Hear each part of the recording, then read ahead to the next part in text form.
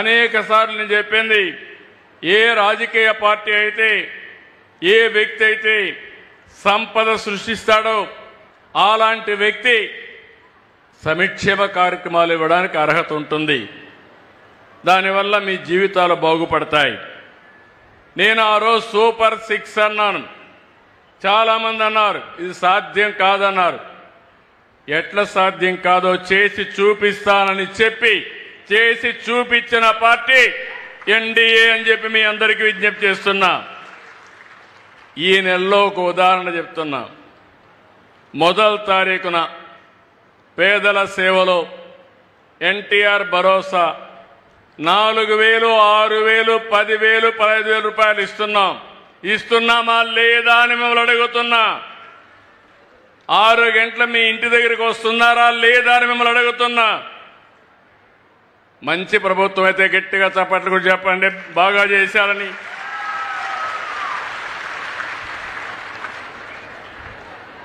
రెండోది, 2వ తేదీన 47 లక్షల మంది రైతులకి అన్నదాత సుఖీభవ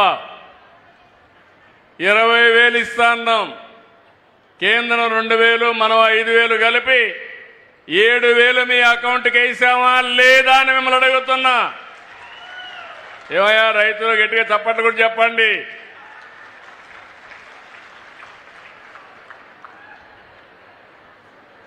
ఇదే కాదు, 7వ తారీఖున మరమగ్గాలకు 500 యూనిట్లు, చేనేత మగ్గాలకు 200 యూనిట్లు ఉచిత విద్యుత్ ఇచ్చాం. జీఎస్టీ రీఎంబర్స్ చేస్తున్నాం. నేతన్న భరోసా కింద ప్రతి నేతన్నకు 25,000 రూపాయలు తొందరలోనే ఇస్తామని చెప్పి కూడా నేను మీకు తెలియజేస్తున్నా. అదే రోజున నాయి బ్రాహ్మణులకి సెలూన్లకు 200 యూనిట్లు ఉచిత విద్యుత్తు. ఇది కాకుండా 40,000 సెలూన్లకి ఈ లబ్ధి వస్తుంది. నిన్ననే మా ఆడబిడ్డల ఉత్సాహం చూస్తున్నా. స్త్రీ శక్తి ఉచిత బస్సు ప్రయాణం. ఏమమ్మా ఆడబిడ్డలు ఆనందంగా ఉన్నారా లేదా? మీరు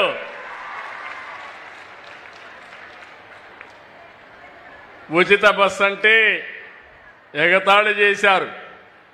ఈరోజు నేను ఒకటే ఆలోచించాను, డాక్రా సంఘాలు పెట్టింది నేనే, అవునా కాదా? మా ఆడబిడ్డలను పైకి తీసుకొస్తానని చెప్పింది మొట్టమొదటిసారిగా నేనే, అవునా కాదా?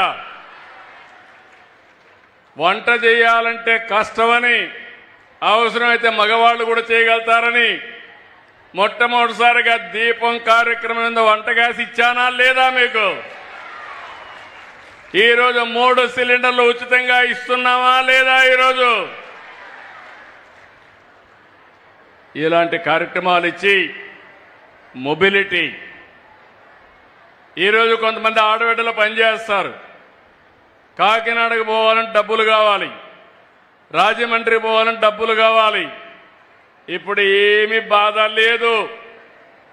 చంద్రన్న పేరు చెప్పి బస్సులో ఎక్కి, పవన్ కళ్యాణ్ గారి పేరు చెప్పి బస్సులో ఎక్కి జల్సాగా వెళ్ళిపోవచ్చు మీరు. అలాంటి వసతి కల్పించాం. కావాలంటే అమ్మగారింటికి పోవాలన్నా, లేదంటే తల్లిని చూసి రావాలన్నా, లేదంటే బోరు కొడితే రోజు పోతే లేనిపోని సమస్యలు వస్తాయి. అవసరం అనుకుంటే మీరు మీ కుటుంబ సభ్యులు పుణ్యక్షేత్రాలకు కూడా వెళ్ళి దేవుడి దర్శనం చేసుకోవాలన్నా చేసుకునే ఏర్పాట్లు కల్పించాం. శ్రీశైలం పోవాలన్నా, సింహాచలం పోవాలన్నా, తిరుపతి పోవాలన్నా, ఎక్కడికి పోవాలన్నా మీకు అలాంటి ఏర్పాట్లు చేశాం. దీనికంటే సంక్షేమం ఏమైనా ఉంటుందా ఆడబిడ్డలు? మీరే చెప్పండి. మళ్ళీ మీరు అక్కడికి వెళితే భోజనం కూడా హోటల్ పోతే 100 రూపాయలు అవుతుందని 5 రూపాయలకే అన్నా క్యాంటీన్లో భోజనం పెడుతున్నాం, అవునా కాదా? ఇలాంటి అనేక సంక్షేమ కార్యక్రమాలు తీసుకున్నాం. అన్ని వర్గాలు ఆలోచిస్తున్నాం. మొన్నే మత్స్యకారులకి 25,000 రూపాయలు మత్స్యకారుల భరోసా కింద వాళ్ళ అకౌంట్లో డబ్బులు వేసా. ఈరోజు సముద్రంలో ఉండే సీవీడ్ని మత్స్యకారు ఆడబిడ్డలు ఏ విధంగా ఉపయోగించుకోగలుగుతారని ఆలోచించి వాళ్ళ ఆదాయాన్ని పెంచడానికి ఆ కార్యక్రమాన్ని కూడా తీసుకున్నాం. ఇలాంటి అనేక కార్యక్రమాలు ఇప్పటికే మీరు ఒకసారి చూస్తే 1 కోటి మంది పైన ఆడబిడ్డలు ఉచిత ప్రయాణం చేశారు. నాకు ఎంతంటే మిమ్మల్ని చూస్తే చాలా ఆనందంగా ఉన్నారు. అన్ని ప్రోగ్రాముల కంటే విజిబుల్గా ఉచిత ప్రయాణం సూపర్ హిట్ అని మరొకసారి తెలియజేస్తున్నా. ఈ మధ్య కాలంలో మన వాళ్ళందరూ చెప్తున్నారు సూపర్ 6 సూపర్ హిట్, అవునా కాదా? అయితే గట్టి చెప్పండి, సూపర్ 6 సూపర్ 6. ఇలాంటివి చేసి ఇప్పుడే ఇక్కడ ఈ మీటింగ్లో చూశారు. నేను వచ్చింది స్వచ్ఛ ఆంధ్రప్రదేశ్ కార్యక్రమం. నా పేదవాళ్లపైన నాకుండే అభిమానం, బంగారు కుటుంబాలుగా పేదవాళ్ళందరినీ ఏర్పాటు చేశాను. ఒక పక్క సంక్షేమాన్ని ఇస్తున్నాం, ఇంకో పక్క పెద్ద ఎత్తున అభివృద్ధి కార్యక్రమాలకు శ్రీకారం చుట్టాం. నిన్ననే మీరు ఒకసారి చూస్తే రతన్ టాటా ఇన్నోవేషన్ హబ్ కింద ఒక ఇంటికి ఒక పారిశ్రామికవేత్త తయారు చేయాలని అందులో డాక్రా సంఘాల్లో మెప్మా సంఘాల్లో 1,00,000 మంది ఆంటర్‌ప్రెన్యూర్స్గా తయారు చేయడానికి ఒక కార్యక్రమాన్ని తీసుకున్నాం. ఇంకో పక్క 10 లక్షల కోట్ల రూపాయలు విలువ చేసే ప్రాజెక్టులు ఇప్పటికే ఎంఓయూలు చేశాం. చాలా ప్రాజెక్టులు ప్రారంభించాం.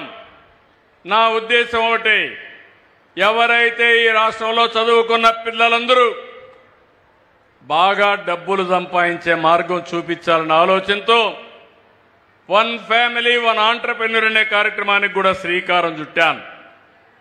ఇంకో పక్క పోలవరం మొన్నటి వరకు డయాఫామ్ వాల్ పోతే సర్వనాశనం చేసి మళ్ళీ ఈరోజు గాడిన పెట్టి 2027లో జాతికి పోలవరాన్ని పూర్తి చేసి అంకితం చేసే బాధ్యత ఈ ఎన్డీఏ ప్రభుత్వానిది. అమరావతి ప్రాజెక్టును కూడా ఇదే మాదిరిగా నాశనం చేసి మళ్ళీ ఈరోజు అమరావతి ట్రాక్లో పెట్టాం. తొందరలోనే దీన్ని కూడా ముందుకు తీసుకుపోతాం.